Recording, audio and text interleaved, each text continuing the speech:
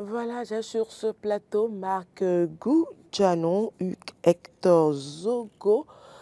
Je ne sais pas si je dois rester encore dans l'espoir de le retrouver au cours de cette émission. Dans le cas contraire, Marc Goudianon, vous serez le seul sur ce plateau.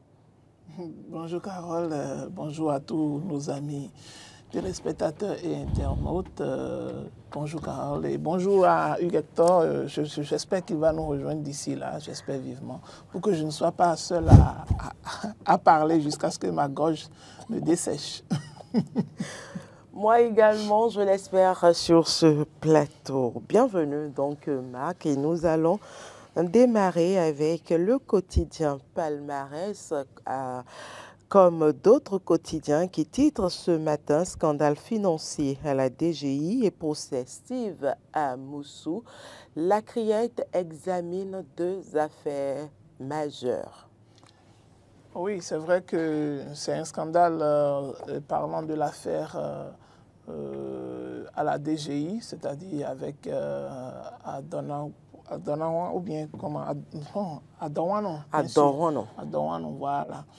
Donc je pense que lui, c'est un vieux dossier où la plupart des citoyens attendaient que ce dossier soit vidé, mais c'est un dossier de 2019, si je ne me trompe, et heureusement que finalement le procès a commencé par évoluer. Et en même temps, il y avait également un autre grand dossier. Hier, c'était l'affaire Steve Amoussou, qui a beaucoup défreiné la chronique et qui fait encore le chou gras de nous, observateurs et analystes. Et donc, il faut comprendre que au niveau de la DGI, l'on parle d'une affaire de 4 milliards de francs CFA, ce qui n'est pas non moins négligeable parce que lorsque l'on confie un certain nombre de charges à certains fonctionnaires placés au niveau de l'administration des finances et que le suivi et le contrôle qui doit être fait n'est pas rigoureux ou n'est pas fait de façon orthodoxe comme cela se devait, on comprend mieux pourquoi il faille quand même réajuster les choses, non seulement au niveau de l'administration publique, mais dans tout secteur où il s'agit de l'argent généralement. Parce que lorsqu'on parle de la disparition de 4 milliards de francs CFA, vous voyez, c'est très important. C'est très important. Et hier, lors de l'audience, on a compris dans quelles circonstances ces sous ont disparu parce que c'était des pénalités en réalité qui étaient versées au niveau de cet agent des finances et que finalement, compte décharge et que finalement, c'est qu'il devait forcément en disposer et pour pouvoir quand même retourner cela au niveau du trésor certainement, et donc ce qui n'a pas été fait.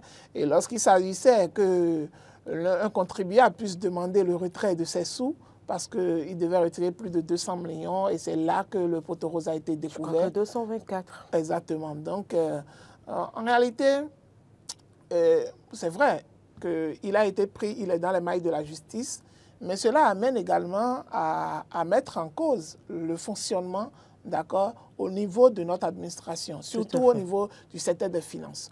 Parce que lorsqu'un individu, aussi cadre qu'il soit, arrive à pouvoir disposer d'assez de fonds, d'accord, en sa possession, alors qu'on sait qu'il y a le trésor qui est là, il y a beaucoup de mécanismes pour pouvoir quand même permettre de pouvoir sécuriser ces fonds, afin que même pour pouvoir avoir accès à ces fonds, que ça ne soit pas seulement l'acte d'un seul individu, d'un seul directeur ou d'un seul responsable, mais de plusieurs responsables à divers niveaux pour pouvoir quand même voir la traçabilité et également mettre les bourreaux, en tout cas mettre les barrières pour pouvoir empêcher quand même qu'un seul individu, qu'un seul cadre puisse avoir accès à d'aussi grands sous. Et donc, le procès n'est pas encore fini. Aujourd'hui, je pense que ça doit continuer également, contrairement au procès de Steve Amoussou qui a été renvoyé.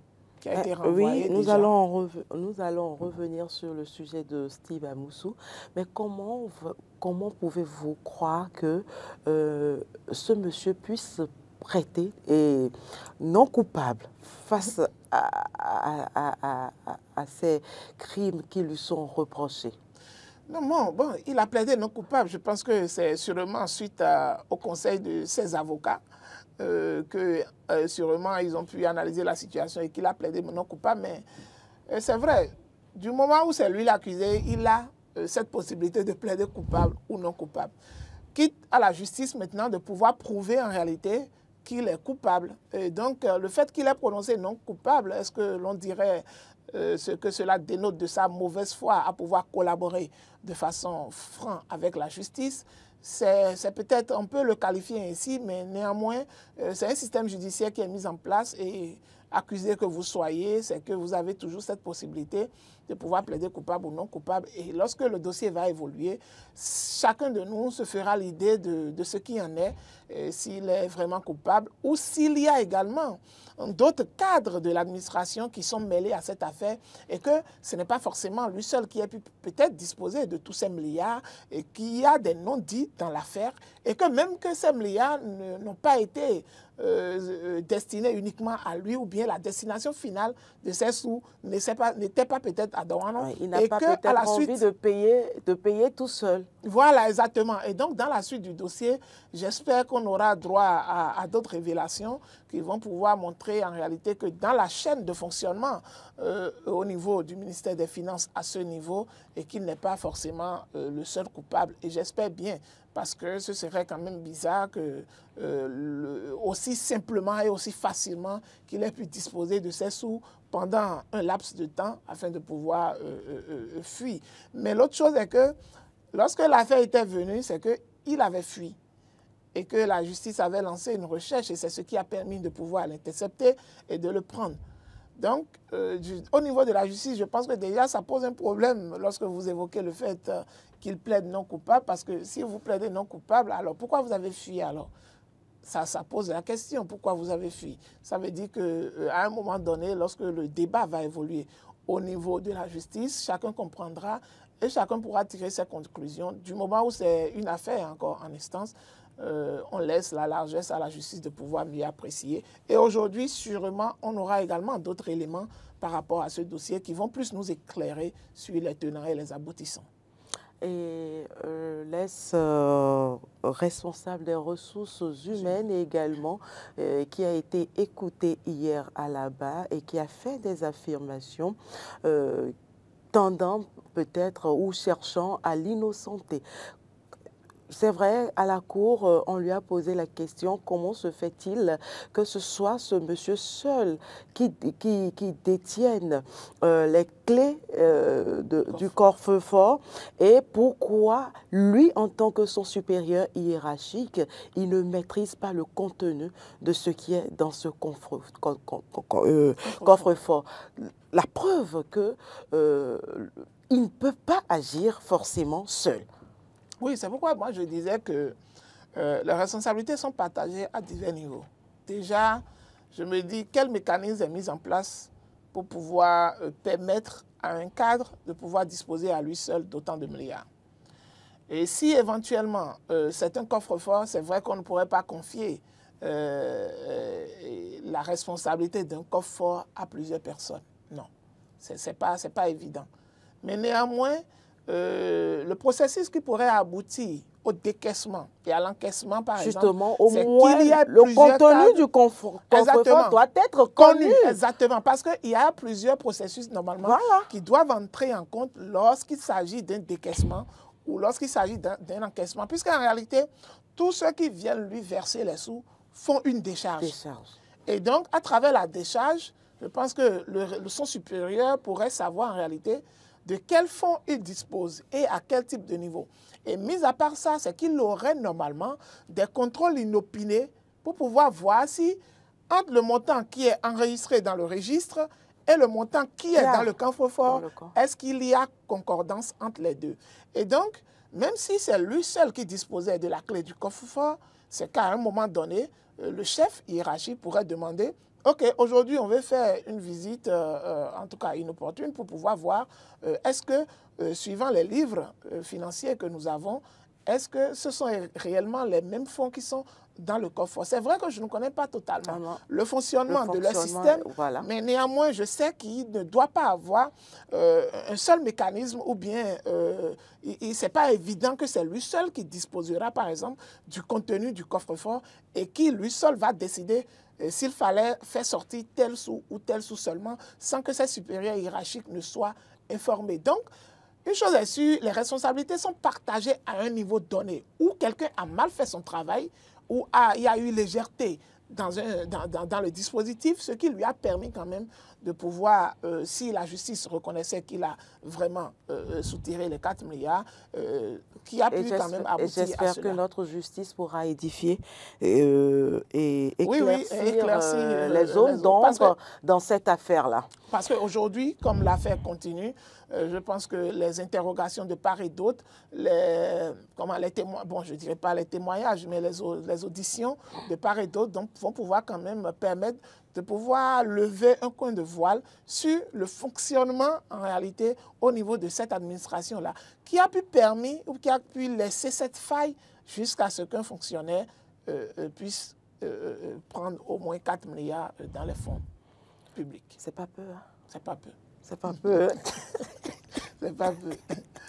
Bon, du moment où il plaide non coupable, on espère que, on espère bien sûr qu'il y aura d'autres noms qui seront révélés et que peut-être les fonds qui étaient dans le coffre-fort n'étaient pas destinés qu'à lui seul et qu'il y a eu sûrement peut-être d'autres cadres qui ont été mêlés à l'affaire. Parce que je me rappelais très bien qu'au début de cette affaire, lorsqu'il a fui, moi, j'étais même dans la crainte que quelque chose lui arrive parce que je me suis dit, 4 milliards, c'est pas évident que lui seul ait pris ça. Justement, et que lui seul, comment il a pu transporter 4 milliards? Voilà, non, mais peut-être qu'il l'a fait de façon séquencée. Mais n'empêche, je me suis dit, bon, même si c'est le cas, il a un supérieur, il a plusieurs supérieurs. Comment se fait-il qu'il puisse faire sortir autant d'argent, même si c'est de façon séquencée, sans que personne ne puisse constater ça? Ça veut dire qu'il y a quelque chose qui ne va pas à ce niveau-là. Et moi, je craignais même pour sa vie, parce que je me suis dit, si éventuellement il y avait des complices à divers niveaux, et ils ne vont pas vouloir qu'il parle. Exactement, qu'il parle. Et donc, du moment, sa vie est forcément menacée à un moment donné. Mais quand la justice l'a pris, je me suis dit, OK, louons Dieu qu'il a été pris sain et sauf, et que la suite du dossier nous donnera forcément quelques éclaircissements. Et Steve Amoussou qui continue de vivre sa peine avec le report de son procès. Oui, il faut dire que l'affaire Steve Amoussou a tant bien quelques connotations politiques, ne l'oublions pas, parce qu'il faut dire que Steve Amoussou, sa personne est en train d'être liée à la personne de Frère Rouvi, ce que la justice n'a pas encore pu prouver jusque-là. Et donc, de report en report, cela s'explique dans la façon où, si la justice n'arrivait pas ou n'arrive pas encore à prouver que Steve Amoussou est Frère Rouvi, ce serait difficile de pouvoir faire un procès. Parce que le début du procès, d'accord, commencera déjà par pouvoir lever ce coin de voile-là. Si ce coin de voile n'est pas levé et que c'est Steve Amoussou, alors, tel qu'on l'a toujours dit, c'est que normalement, il doit être libéré.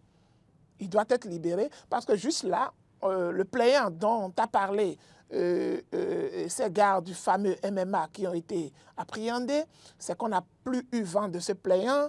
Il n'y a pas eu d'autres suites à ce dossier lié à ce prêt dont on parle. Et donc, de ce prêt ou bien de ces sous qu'il a pris chez un opérateur.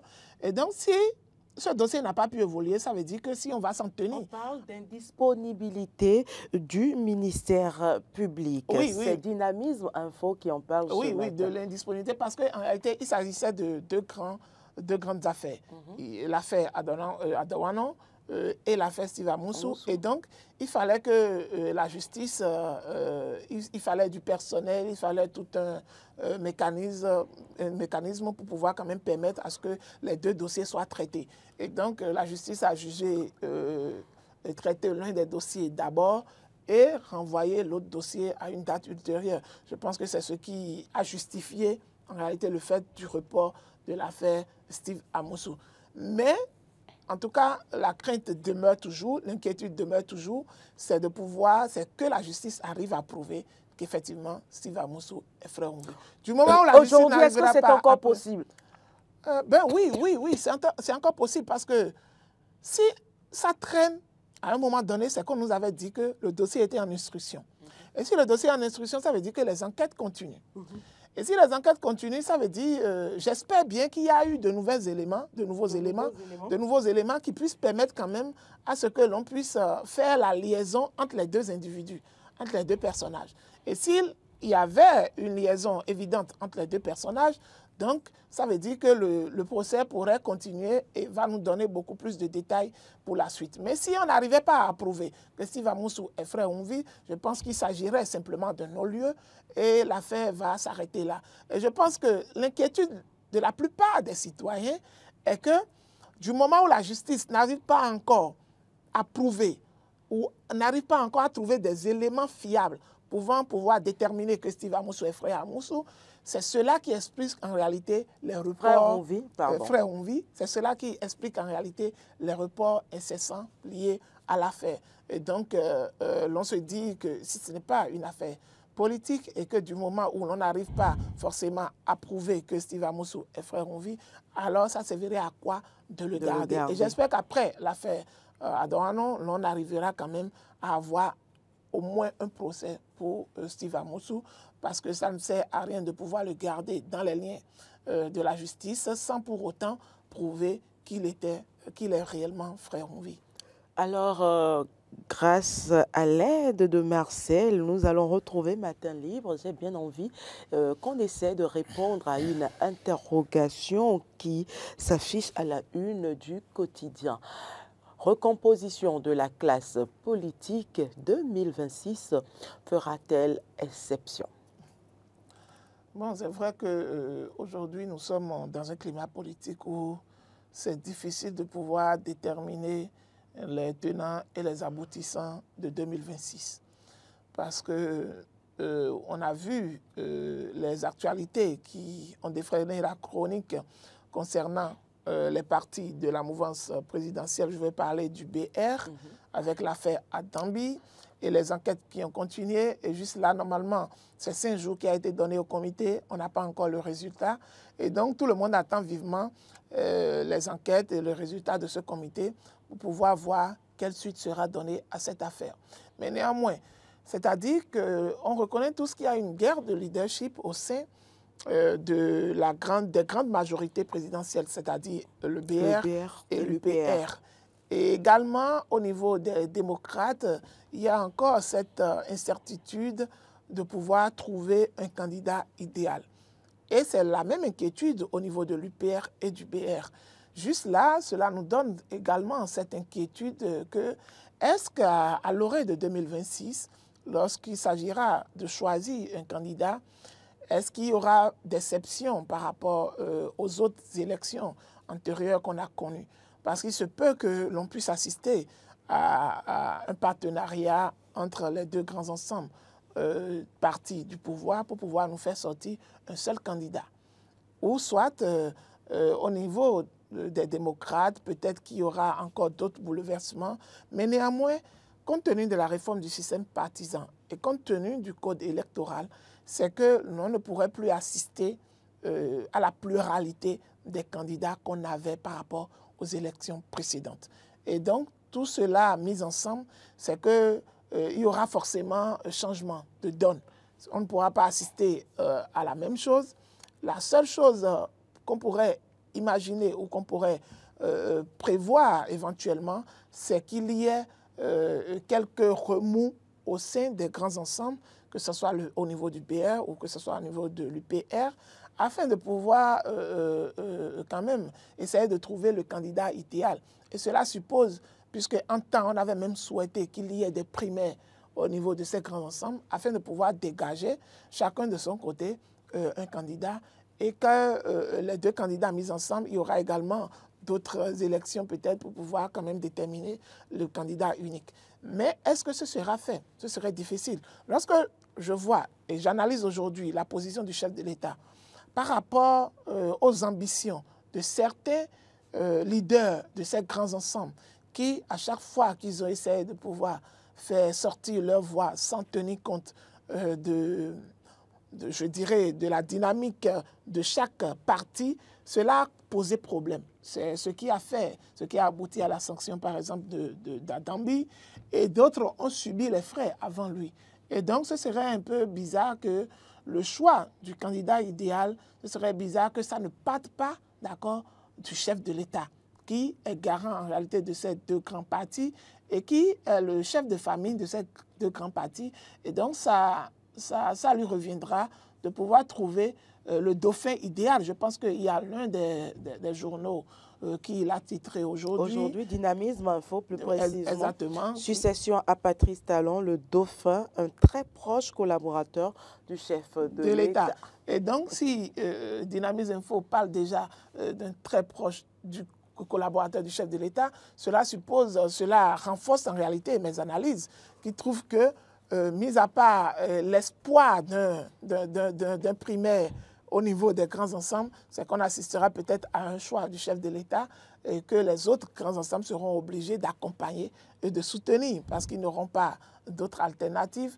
Et donc, c'est vrai que le chef d'État n'ira pas choisir un candidat anodin ou un candidat qu'il ne maîtrise pas, qu'il ne connaît pas. Parce que, à suivre les discours du chef de l'État et à suivre la chronologie des événements au niveau du pouvoir central, on constate que l'ambition du chef de l'État, c'est qu'il y ait continuité au niveau des réformes qu'il a entreprises. Et donc, si éventuellement on arrive à choisir un candidat, même si éventuellement on sait tous que ce n'est pas forcément le candidat qu'il va choisir qui sera forcément élu président, ça c'est une autre évidence. Mais si éventuellement c'est son candidat qui devient président, ça veut dire que ce candidat doit être dans la même dynamique que le chef de l'État pour pouvoir continuer les réformes qui ont été entreprises et qui n'ont pas fini.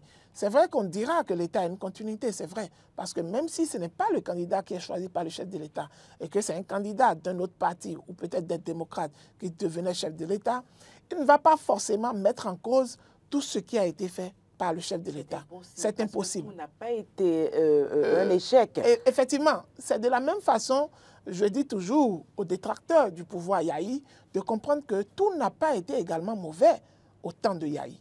La preuve, il y a des réformes qui existaient du temps de Yahi qui ont été continuées, qui ont été achevées par le gouvernement Talon.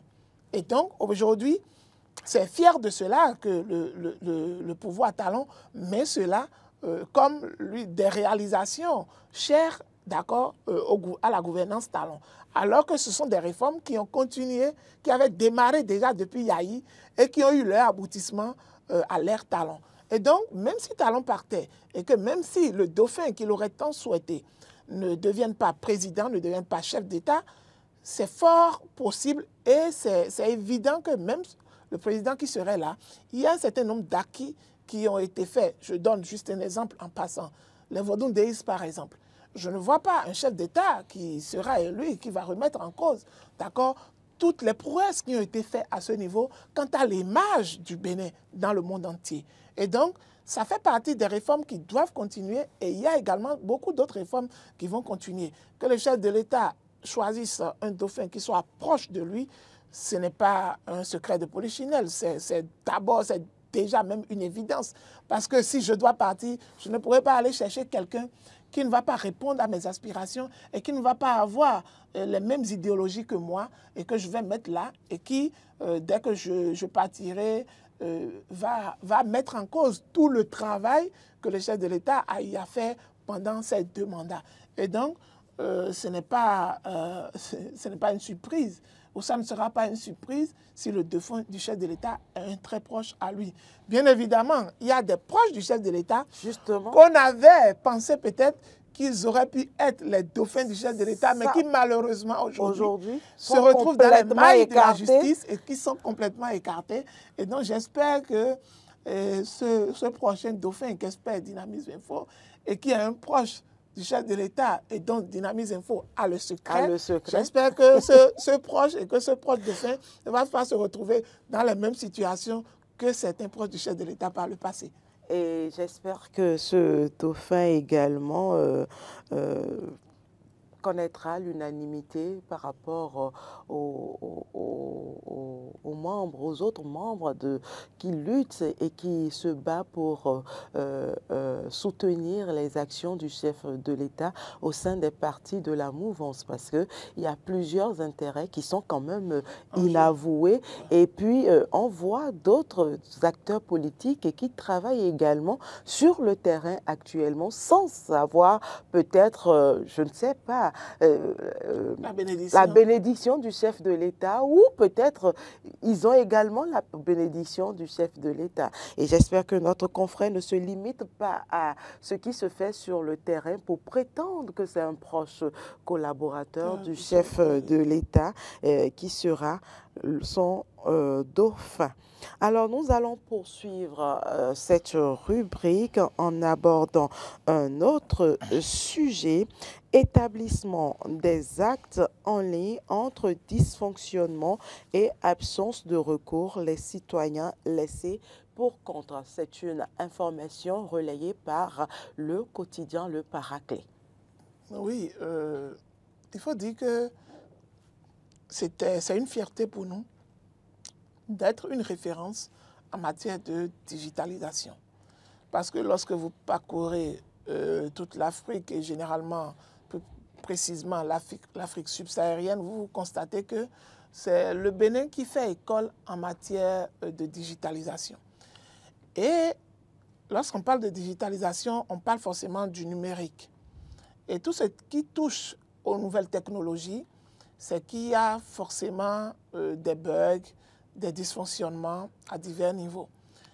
Et les citoyens aujourd'hui ont commencé par prendre cette habitude de pouvoir aller en ligne pour pouvoir faire leurs opérations ou pour pouvoir demander certaines actes liées en tout cas à leurs besoins. Et donc, il arrive, et moi-même je l'ai subi plusieurs fois, que la plateforme puisse rencontrer des dysfonctionnements et qu'à un moment donné, lorsque vous émettez votre demande, que cela n'aboutisse pas, ou parfois même les frais vous sont prélevés. Je me rappelle très bien que j'avais envie de faire la demande d'un casier judiciaire et que j'avais fait la demande en bonne et due forme, comme cela se doit. Et les frais m'ont été prélevés, mais je n'ai jamais eu mon casier judiciaire. Il y a une adresse mail qui a été mise pour pouvoir faire donner la plainte, pour pouvoir signaler cela.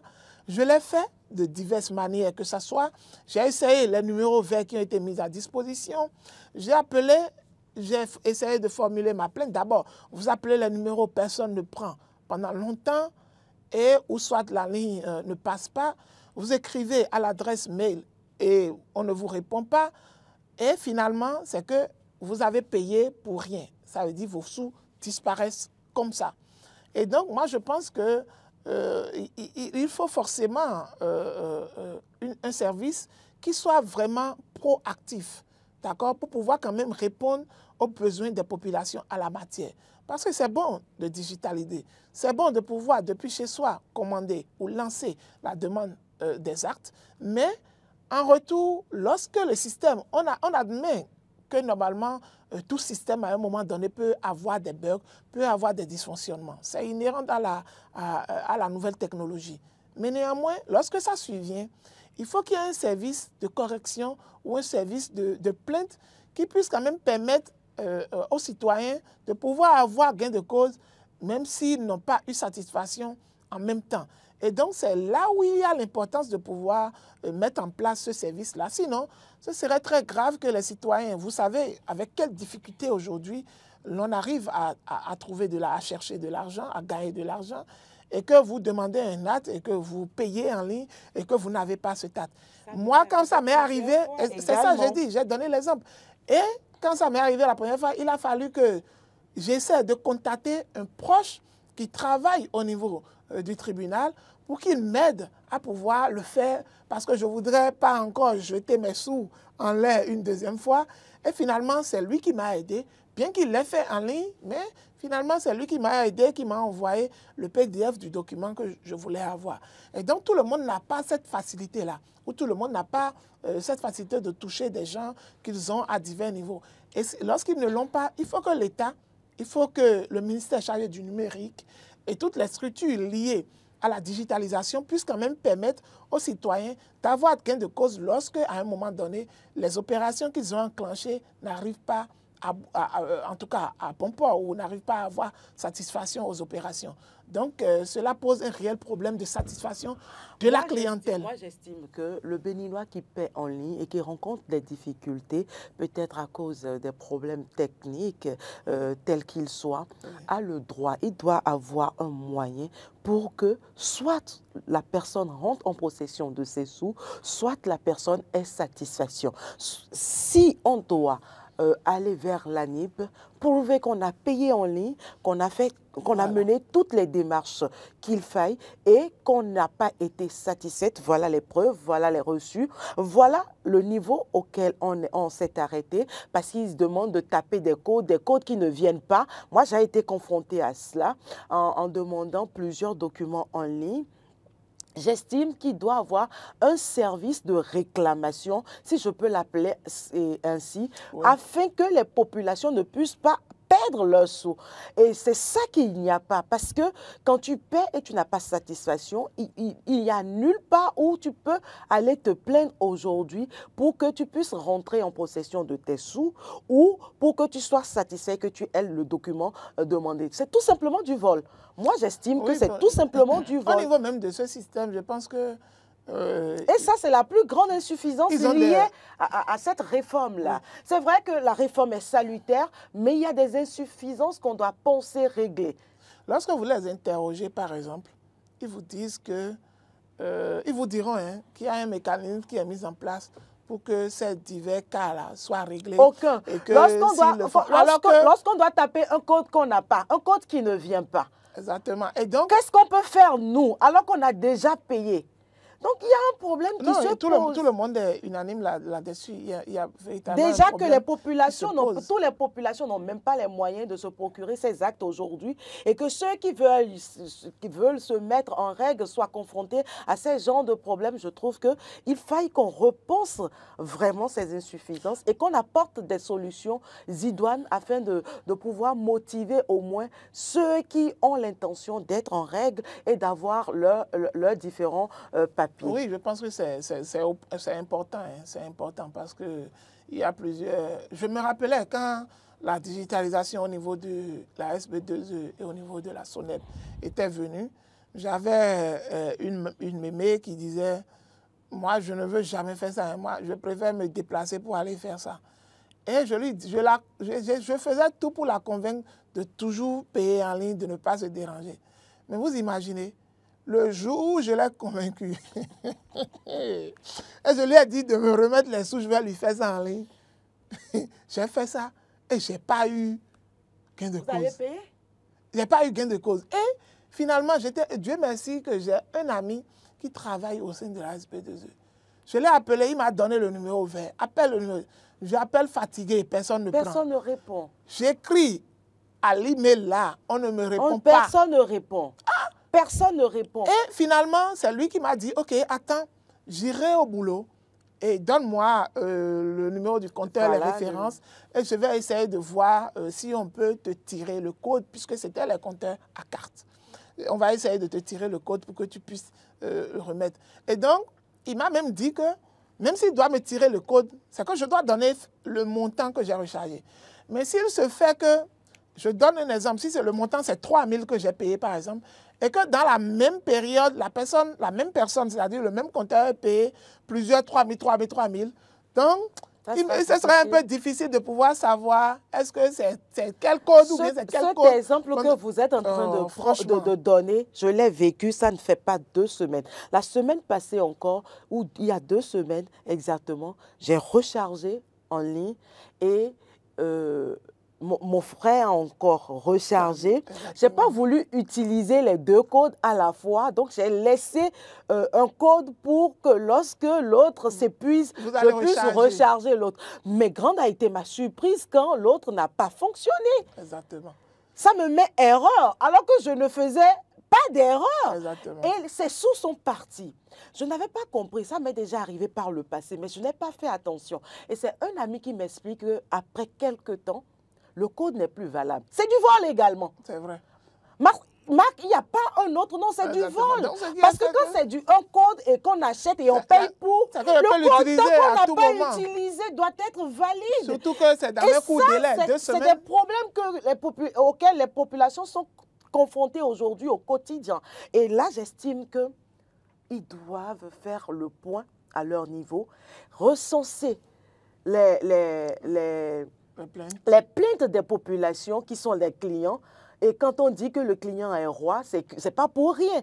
Donc, ils doivent prendre en compte ces plaintes-là, trouver des solutions afin que nous puissions facilement faire confiance et aller vers cette digitalisation que nous prenons tous. Ce qui est paradoxal, c'est que dans le même temps, moi je me demande, dans le même temps, on nous dit qu'on a des associations de consommateurs. Voilà. Et ces associations de consommateurs, ils existent, ils sont là. Néanmoins, par exemple, pour tout ce travail, du moment où la plainte a commencé par être émise de part et d'autre, c'est à eux de commencer déjà par lancer peut-être une alerte pour pouvoir recenser les diverses plaintes qu'il y a et aller soumettre ça à l'autorité de tutelle pour essayer de régler le problème. S'ils doivent recruter les informaticiens qu'il faut pour pouvoir corriger le bug, pour pouvoir corriger ces problèmes, pour pouvoir régler un certain nombre de dysfonctionnements liés à la chose, ils doivent le faire parce que c'est les sous des citoyens.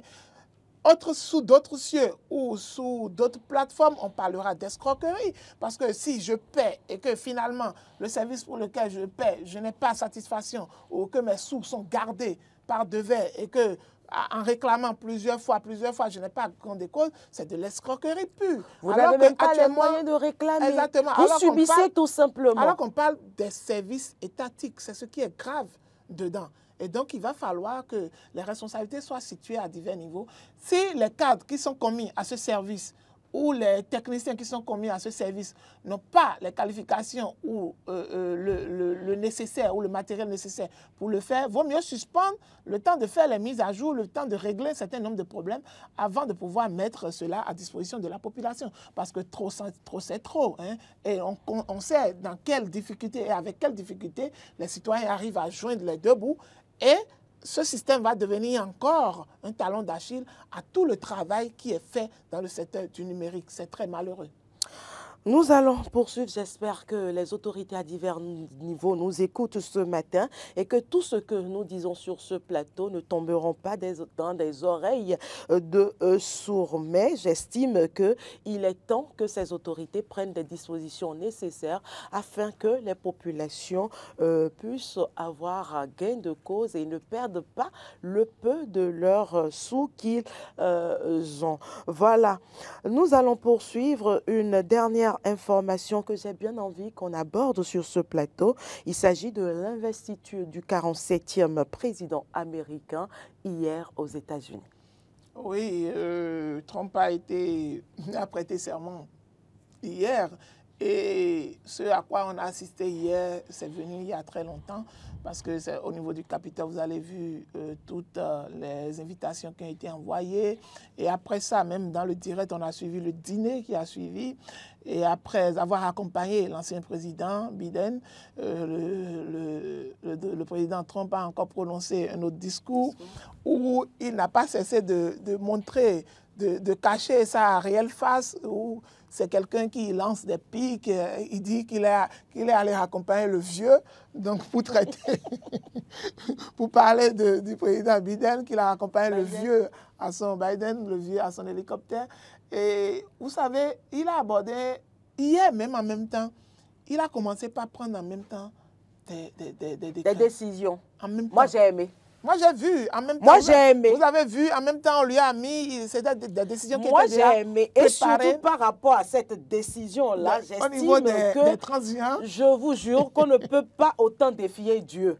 Et du coup, sur cette décision, c'est vrai que je ne partage pas. Bon, peu importe, hein, il est déjà au pouvoir, que je sois pour ou contre ses opinions. Mais sur cette question d'homosexualité, de la promotion des transgenres, aujourd'hui, j'estime qu'il fait bien de recadrer les choses et que les choses reviennent à la norme. Et vous savez, il faut y avoir quelqu'un comme Trump, d'accord, pour pouvoir mettre du point sur la table en ce qui concerne ces genres de décisions. Mais c'est des dérives. Parce que en réalité, c'est des dérives, c'est la promotion des dérives. Je veux revenir, c'est quoi? ces gens, ils ont un lobbying terrible. Et ils ont des soutiens insoupçonnables, même jusqu'au plus haut niveau. Même au plus haut niveau des religions, d'accord? Ils ont des soutiens pas possibles. La dernière fois, on a vu une décision de l'Église catholique où il paraît même qu'on va commencer par autoriser, d'accord, des prêtres, des homosexuels à devenir prêtres. C'est-à-dire, c'est aberrant. Et donc, Trump, il est de la trempe des personnes qu'on n'arrive pas forcément à maîtriser ou à intimider, quelles qu'en soient les résolutions qu'il décide de prendre. Sûrement, c'est quelqu'un qui est un homme de foi, parfois. Sinon, on sait bien que ce phénomène est aussi grandissant aux États-Unis que partout dans le monde, où aujourd'hui, il y a un lobbying fort derrière, où il y a des financements forts derrière ces gens, où, je vous assure, que ce soit dans les dessins animés, que ce soit dans les feuilletons, que ce soit un peu partout, on fait la promotion de l'homosexualité. On fait la promotion des transgenres. Et donc, ça montre la gravité du problème. Ça veut dire qu'on veut tout faire pour pouvoir manipuler la conscience, la psychologie de tout le monde, à pouvoir accepter cette immoralité-là.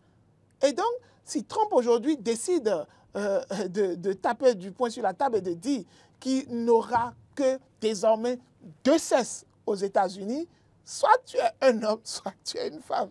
Et je suis totalement d'accord avec lui. Dans l'armée, il dit qu'il va renvoyer tous les transgenres. Exactement. Vivement que cette décision impacte. Je vous assure que dans la suite, vous allez voir, tel que je le disais, je le précisais, c'est qu'il y a un lobbying derrière. Forcément. Et il y a certaines puissances. Forcément. C'est-à-dire que ce soit sur le plan spirituel, que ce soit sur le plan physique et autres, qui sont derrière ces gens-là. Parce que pour ceux qui ont un niveau spirituel donné, lorsque vous les questionnez sur ces genres de problèmes, vous allez constater que les gens le font pour un but donné, pour un objectif donné. Mais les jeunes ne savent pas. Les jeunes, c'est pour avoir des moyens financiers. Effectivement, c'est là où déjà même le lavage de cerveau a commencé. Où déjà, à travers les dessins animés, à travers les feuilletons, à travers les films, on essaie toujours d'insérer une séquence où un couple homosexuel ou transgenre joue forcément un rôle. Exactement. Pour pouvoir, en réalité, nous habituer à commencer par accepter la chose. J'ai eu une confidence. C'est une manière de travailler sur la psychologie des enfants. Exactement. J'ai eu une confidence d'un collègue journaliste qui, à un moment donné, ils étaient en train de faire une production de film. Et ils avaient besoin de fonds pour pouvoir quand même finir et pour pouvoir faire la promotion de leur film. Et vous savez, dès qu'ils ont sollicité des partenaires étrangers, que je ne veux pas nommer, par rapport à la chose, ils leur ont imposé le fait que dans leur film-là, il n'y a pas une portion ou une séquence où on sent la promotion de l'homosexualité. Et donc, s'ils veulent avoir, s'ils veulent bénéficier des fonds, c'est qu'ils doivent intégrer, d'accord, cette partie-là dans leur film afin qu'ils puissent les financer. Vous voyez combien de fois le mal est ancré. Et donc, Trump va faire face à plusieurs personnes qui vont vouloir le combattre sur ce dossier-là. Vous allez voir, dans la suite, il y a plusieurs lobbying qui sont dedans et la plupart, il y a même des chefs d'État qui le font. Des chefs d'État qui sont mariés. Des chefs d'État qui sont mariés et vous allez penser qu'ils sont mariés à des femmes. Ce n'est pas des femmes, c'est des transgenres, leurs épouses. Et vous allez voir, hein, mis à part ça, ils mettent leurs femmes là comme une marionnette là. Mais derrière, ce sont des homosexuels, ce sont des gens qui participent à des orgies impensables. C'est-à-dire le monde est devenu autre chose avec cette histoire-là. Un monde pervers, tout simplement. Merci à vous, Marc Goudjanou.